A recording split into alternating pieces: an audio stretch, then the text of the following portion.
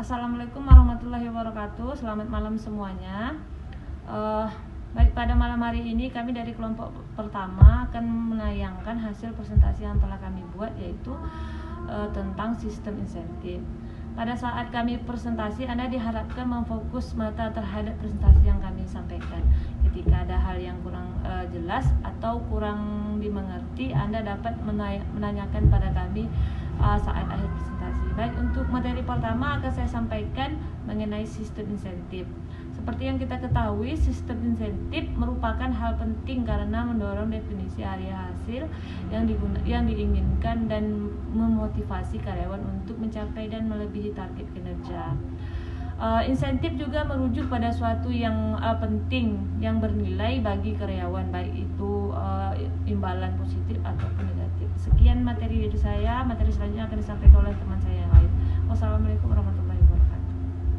Assalamualaikum warahmatullahi wabarakatuh. Baiklah, saya Lia Priani. Saya ingin melanjutkan presentasi dari yang sebelumnya, yaitu saya akan membahas tentang tujuan insentif. Kinerja seseorang tergantung pada imbalan atau insentif, memberikan dorongan untuk penyesuaian bagi kepentingan diri karyawan sejalan dengan tujuan organisasi. Mereka memberikan 3 tipe manfaat pengendalian manajemen. Yang pertama yaitu manfaat informasi.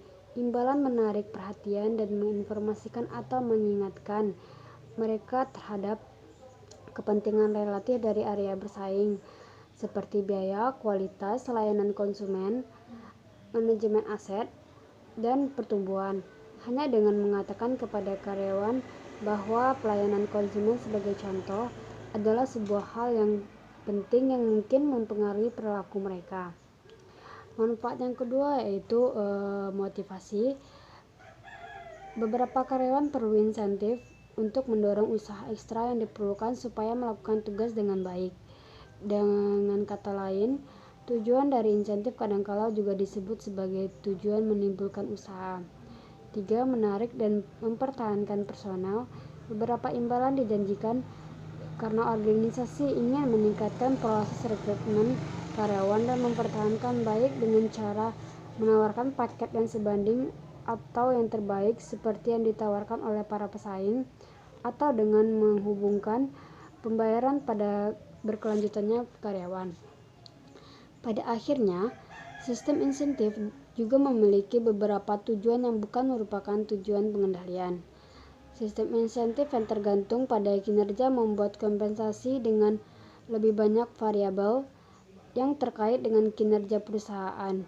Hal ini mengurangi pengeluaran kas ketika kinerja sedang buruk dan kemudian akan memperlancar pendapatan karena biaya kompensasi lebih rendah ketika laba menurun.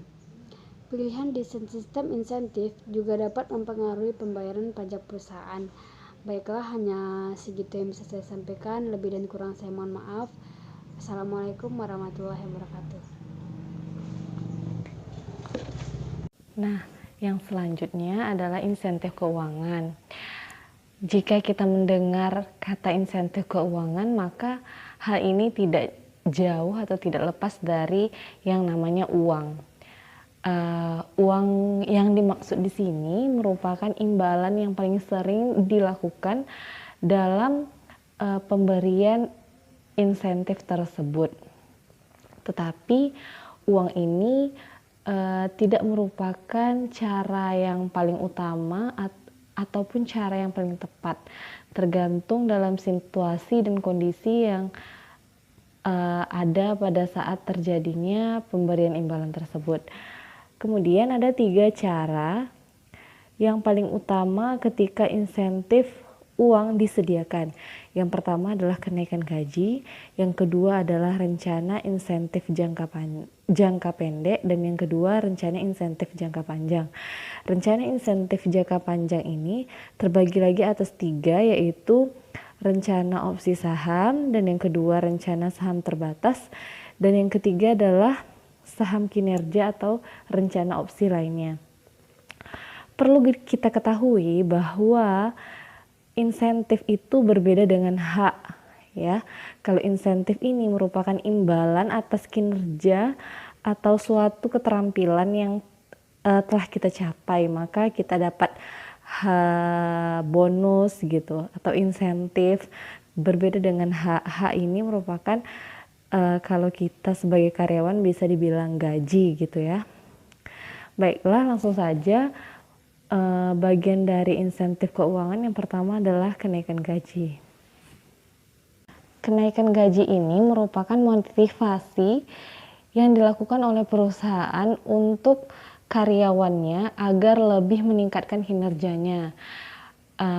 Yang nantinya akan diharapkan dengan meningkatnya kinerja tadi, maka diharapkan akan mendapatkan imbalan atau hasil atau pendapatan yang lebih tinggi lagi.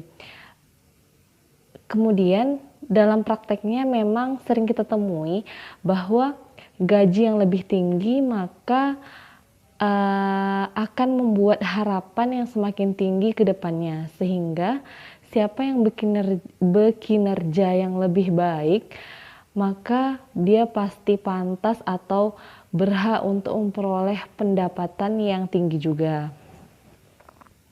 Yang kedua adalah insentif jangka pendek. Insentif jangka pendek ini biasanya berbentuk sebagai bonus, komisi yang sifatnya itu tidak melebihi masa guna lebih dari 1 tahun. Misalnya contohnya nih, perusahaan itu memberikan bonus tahunan kepada karyawannya. Kemudian yang masa manfaatnya tuh pendek gitu ya, kurang dari 1 tahun. Kemudian ada gagasan yang dikembangkan dalam insentif jangka pendek ini. Ada 2, yaitu yang pertama pay for performance, yaitu pembayaran untuk kinerja, dan yang kedua adalah variable pay atau pembayaran variabel. Kedua gagasan yang dikembangkan ini dibuat untuk mendorong karyawan agar bekerja lebih ekstra untuk mendapatkan kompensasi yang ekstra pula. Tetapi dalam insentif jangka pendek ini bukan hanya kinerja keuangannya saja yang dinilai, tetapi kinerja non keuangannya juga perlu dinilai.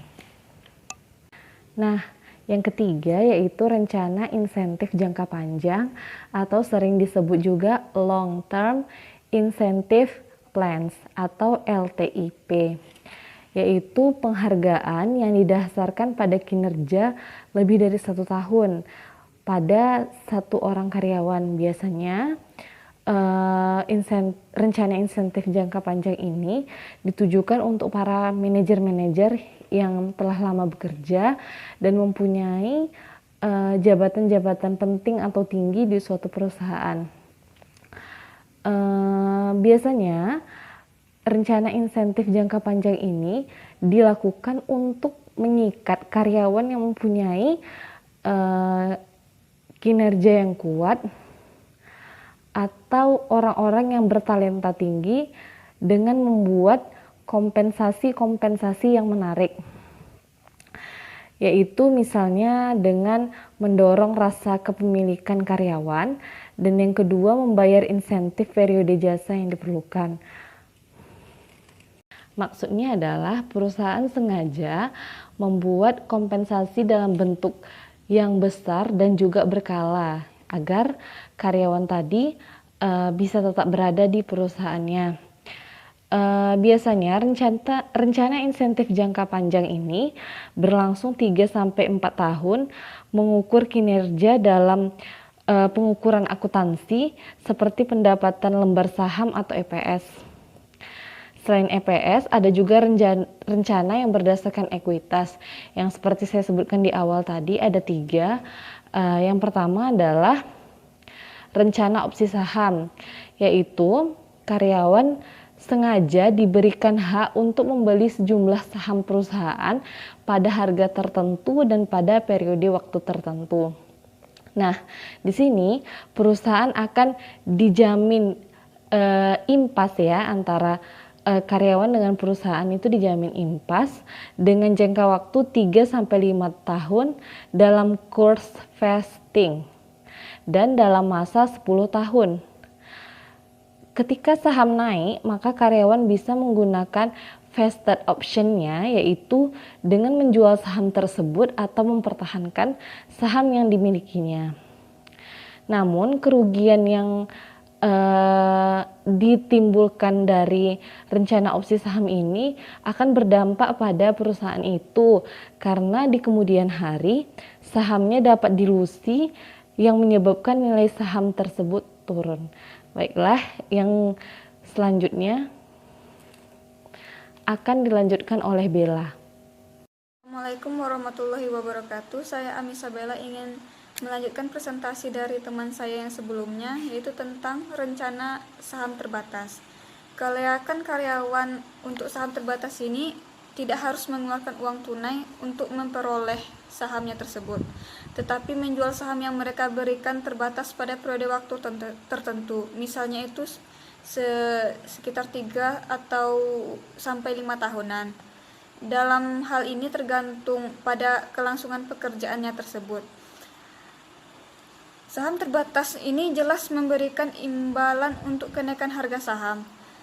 Meskipun saham itu sendiri juga memiliki nilai ketika harga saham tetap atau mungkin menurun. Misalnya itu tidak seperti opsi saham yang memberikan imbalan ketika harga saham melebihi harga eksekusinya. Oleh karena nilai penuh penghargaan saham hampir sama dengan saham terbatas yang kurang berisiko bila dibandingkan dengan opsi saham. Nah, perusahaan dapat menerbitkan saham lebih sedikit, tidak seperti pada saat penggunaan opsi saham yang menyebabkan pengurangan saat pengurangan dilusi. Di sisi lain, saham terbatas ini disebut sebagai giveaway atau pay for plus dibandingkan dengan pembayaran berdasarkan kinerjanya tersebut. Karena saham memiliki beberapa nilai, meskipun jika harga sahamnya menurun dan pembatasan pada penjualan saham yang hilang bersama dengan bagian waktu dan kelangsungan pekerjaannya. Untuk alasan inilah saham terbatas dikatakan lebih baik untuk tujuan retensi dan manfaat yang berasal dari kepemilikan dibandingkan dengan motivasinya tersendiri. Yang kedua itu ada saham kinerja atau rencana opsi. Nah, ini untuk menghilangkan persepsi giveaway pada saham terbatas dan menonjolkannya pembayaran berdasarkan kinerjanya tadi. Beberapa perusahaan telah memperbaiki penghargaan kinerja dengan membuat pemberian saham mereka tergantung pada pencapaian dari saham atau non saham selama beberapa tahun periode kinerja. Nah, contohnya itu seperti Coca-Cola Company dan sebagainya. Nah, selanjutnya itu ada pihak kinerja merupakan tipe lain dari penghargaan kinerja. Nah, di sini maksudnya itu pilihan kinerja berasal dari alternatif pilihan. Pilihan kinerja dari alternatif pilihan saham yang membuat vesting atau pilihan eksekusi tergantung pada perbaikan tujuan pada saham atau non-saham. Jadi pilihan kinerja datang dari bentuk yang berbeda. Ada premium option memiliki harga eksekusi lebih besar dibandingkan dengan harga saham pada saat pemberian.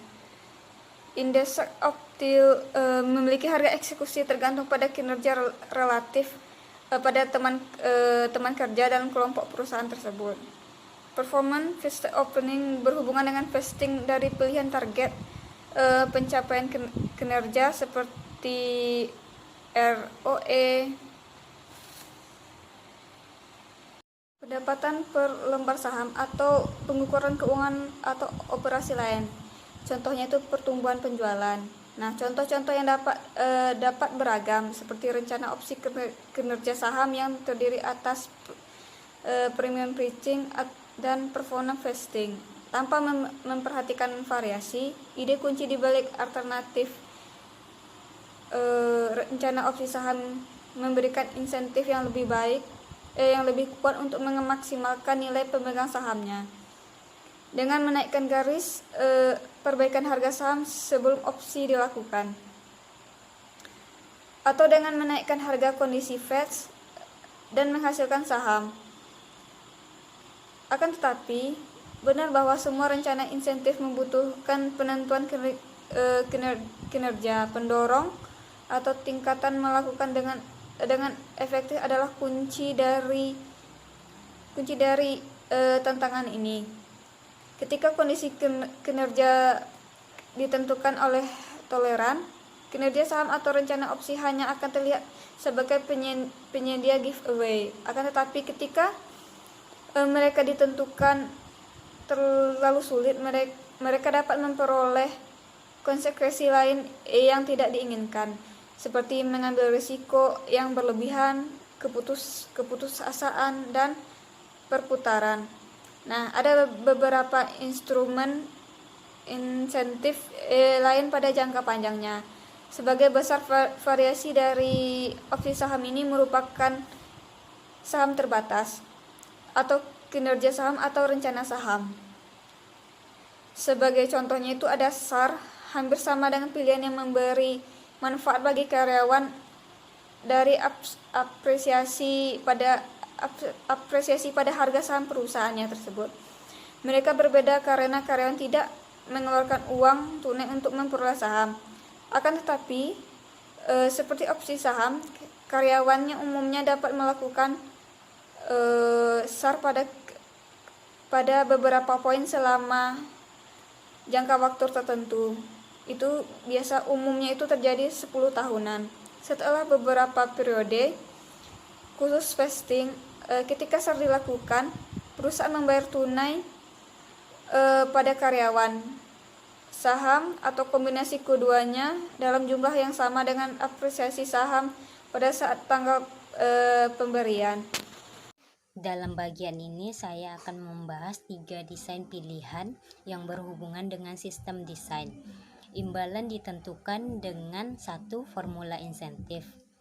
Tipe dari imbalan yang diberikan dan didasarkan pada apa yang biasanya dikomunikasikan untuk mengambil bagian dalam rencana insentif.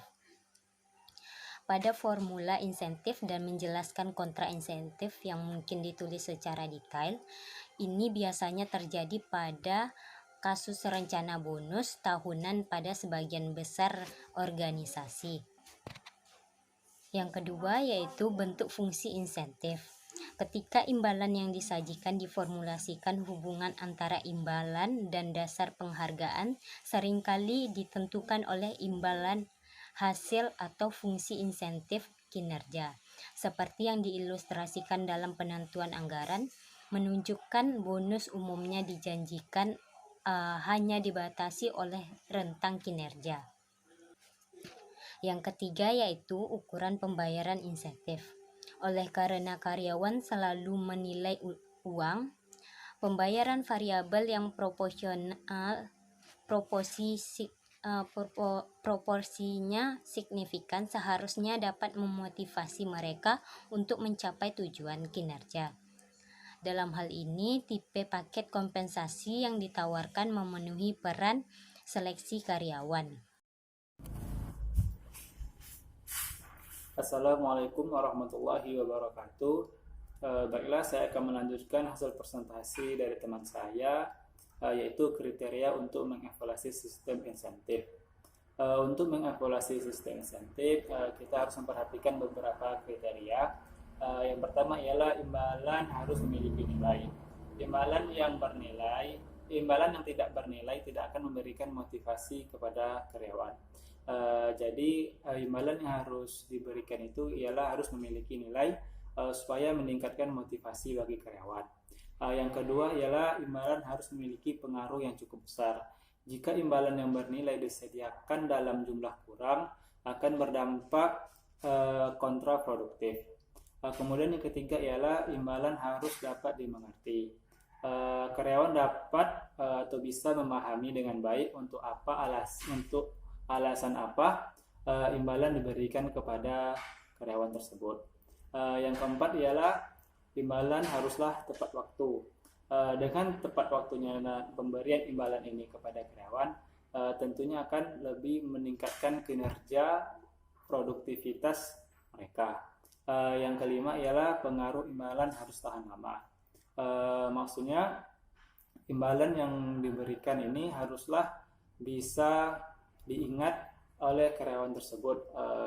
Mungkin dengan memberikan imbalan sesuai dengan kinerjanya dan mereka bisa merasakan puas dengan hasil kinerjanya dan imbalan yang mereka dapat. Itu sesuai. Yang keenam ialah imbalan harus tidak dapat dibatalkan. Demikian selanjutnya akan dilanjutkan oleh teman saya. Saya akan membahas mengenai kelompok imbalan.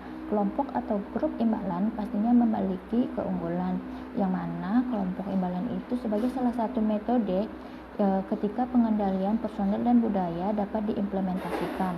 Namun, kelompok imbalan juga memiliki beberapa kelemahan yang signifikan. Misalnya itu kelompok imbalan seringkali tidak memberikan pengaruh langsung dan insentif yang kuat. Nah, kelompok imbalan itu memberikan insentif langsung hanya jika individu yang diberi imbalan dijanjikan menerima bila mereka dapat memengaruhi kinerja ketika imbalan didasarkan pada tingkat kepentingan. Nah, hal ini ketika imbalan didasarkan pada kinerja dari kelompok yang besar atau kinerja perusahaan, bukan pada kinerja individu. Kecuali mungkin saja ketua kelompok atau tim eksekutif puncaknya itu tampaknya memiliki pengaruh material yang pada kinerja. Untuk sebagian besar anggota kelompok lainnya, imbalan kelompok memberikan pengaruh motivasi dilusi yang terbaik. Kelompok imbalan dapat menciptakan potensi pengaruh bagi free rider. Nah, dalam kelompok yang lebih besar, beberapa anggota kelompok dapat mengendur dan mengalami sedikit pengaruh pada imbalan yang diperoleh. Nah, para free rider ini memberikan usaha di bawah anggota kelompok yang lainnya. Nah, salah satu bentuk yang menonjol dari kelompok imbalan itu seperti rencana berdasarkan saham adalah penyediaan insentif langsung hanya untuk sejumlah kecil dari manajer yang ada untuk posisi paling atas yang benar bertanggung jawab terhadap perusahaan yang agaknya dapat mempengaruhi harga saham perusahaan dengan cara yang lebih berarti. Nah, ketika karyawan pada level yang lebih rendah itu masuk dalam rencana berdasarkan saham, kompensasi mereka itu dibuat lebih dapat berubah dan kompensasinya tidak pasti, tetapi motivasi mereka secara proporsional tidak terpengaruh. Selanjutnya, kelompok imbalan dapat menghasilkan manfaat dari pengendalian budaya.